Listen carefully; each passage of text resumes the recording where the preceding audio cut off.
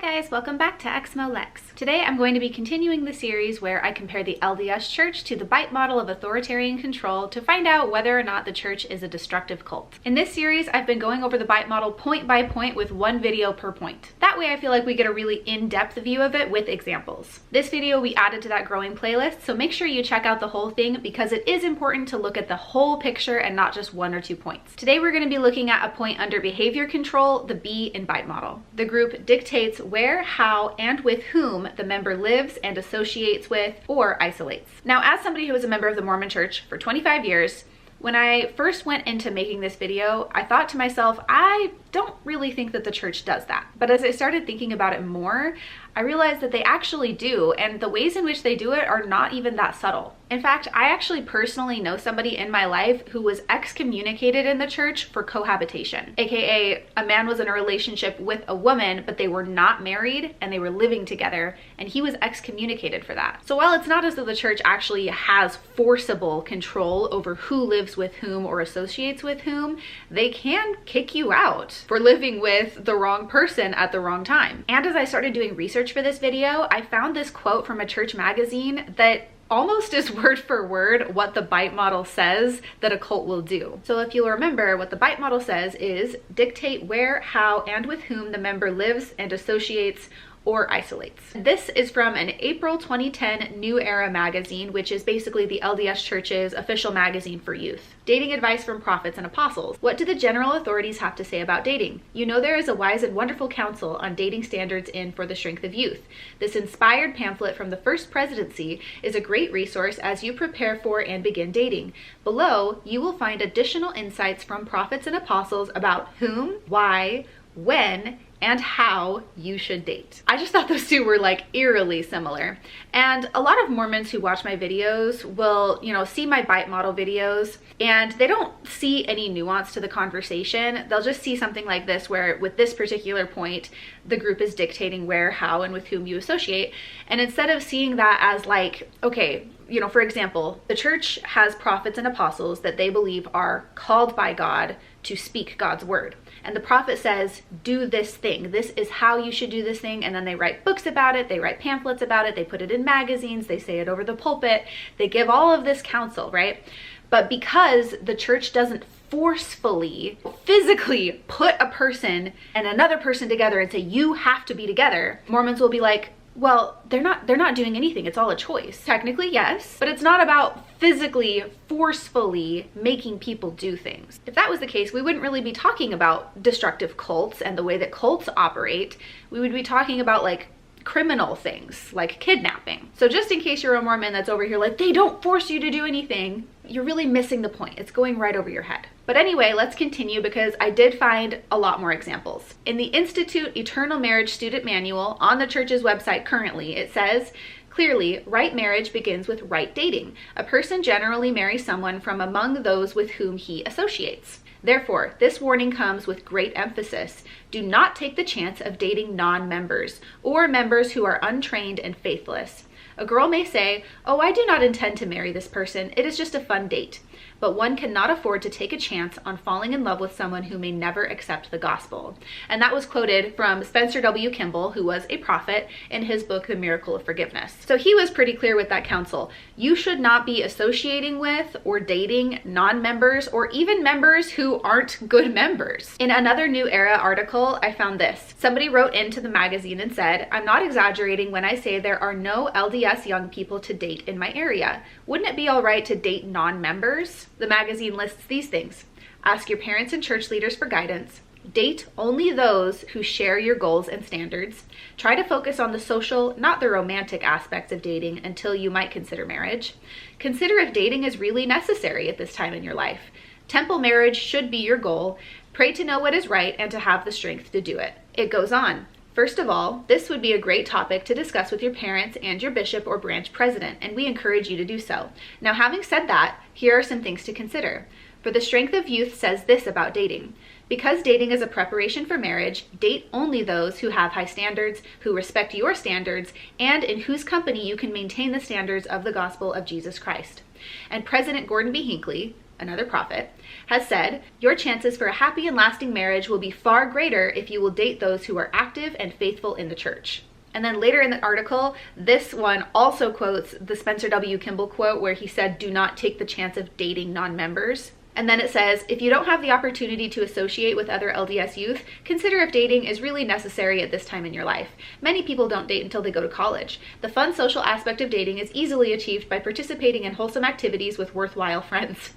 I like that they throw in worthwhile. And there's none of the awkwardness and social pressure that often accompany dating. If you date someone who doesn't hold high standards, the romantic feelings you may develop for that person could pressure you to compromise your standards. Temple marriage should be your goal. If you avoid dating situations where you may feel pressure to compromise your standards, even if it means postponing dating, the Lord will bless you. So basically, it would be better to not date at all than to be associating with people who are not up to your standards as members of the church. And then it again quotes Prophet Gordon B. Hinckley, while you should be friendly with all people, select with great care those with whom you wish to have close to you. They will be your safeguards in situations where you may vacillate between choices, and you in turn may save them. So basically within this context, you should be nice to everybody, but you really should only have close associations with people who are members of the church. Then I found a general conference talk given by Apostle Ronald A. Rasband. He said, true friendships are based on love of God and sharing that love with others, which I feel like is a very, very, very, very narrow definition of friendship, especially considering that there are many people who don't believe in God at all.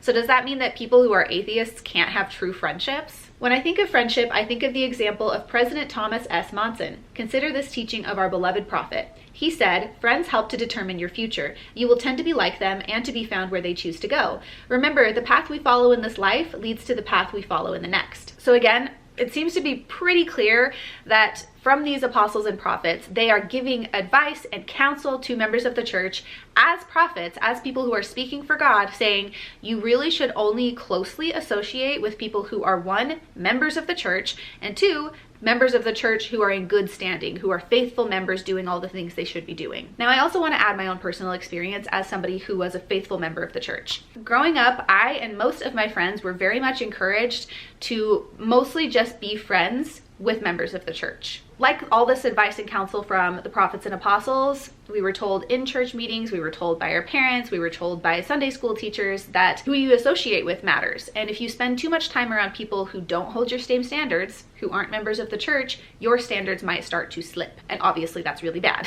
There was like a little smidgen put in there of like, if you make non-member friends, you should try to teach them the gospel. You should share your testimony with them in hopes that they will join the church.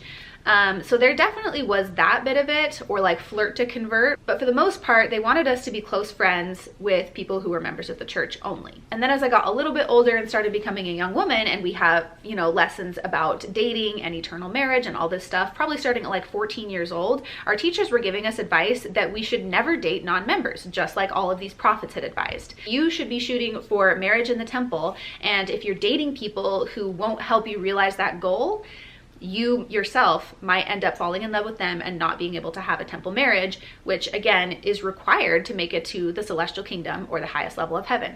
So it was really important to be choosing people to associate with and be around who were members of the church. But as I was doing research, I also found this quote by Apostle Dallin H. Oaks, and I also wanted to include it because he speaks about it a little differently. I begin with what our young children learn in their play activities. Too often, non-Mormons here in Utah have been offended and alienated by some of our members who will not allow their children to be friends with children of other faiths. Surely we can teach our children values and standards of behavior without having them distance themselves or show disrespect to any who are different.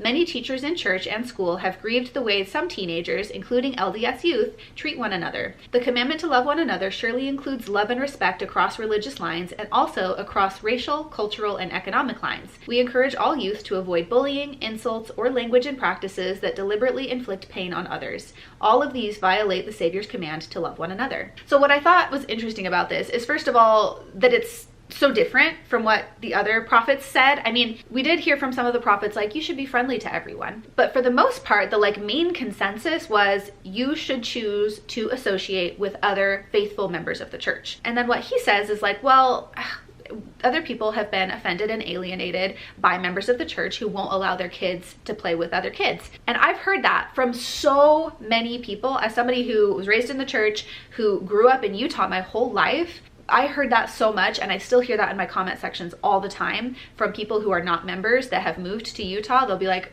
none of these LDS parents will let their kids play with my kids. So that's super, super common. And he's saying it shouldn't be that way. We should let our kids play with kids of other faiths. But what I thought was even more interesting than the fact that he has kind of flip-flopped this prophetic or apostle advice is the reason that so many LDS parents are that way is because the church has counseled them to be that way. When he says, surely we can teach our children values and standards of behavior without having them distance themselves. But these other prophets and apostles have also said it's best to just hang out with people who share your standards so that your standards don't slip. It's like, choose a side. But I wanted to include that one for fairness, because I don't want to just show, only this one thing that they've said. I want to kind of, if there's other things that the church has said that, entirely contradicts what these other guys said, I want you to see both sides of that.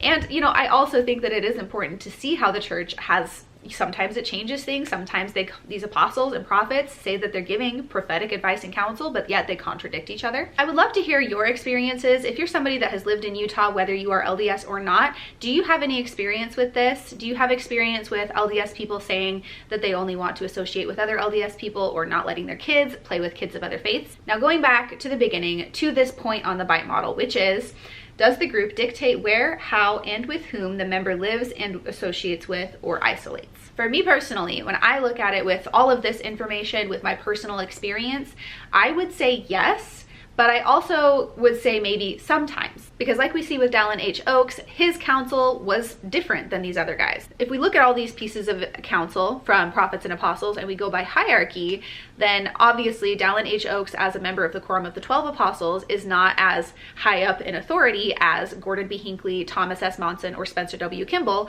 who all gave different advice. So if we're going based off of that, his counsel is not as high up on the list, I guess, as the counsel of the prophets. And when I was growing up in the church, this is not the message I heard personally, but I do think that it's valid, that it's there. So I would say with this point on the bite model, does the LDS church line up with it? Yes, sometimes, but maybe not always. Curious to hear your thoughts on it. If you compare it to all the other points on the bite model, what do you think? Are we getting somewhere? Is the church a cult? Or, it doesn't quite match up with this one entirely, so maybe not. Like I've said before, matching up with a few points on the bite model doesn't necessarily mean a group is a cult.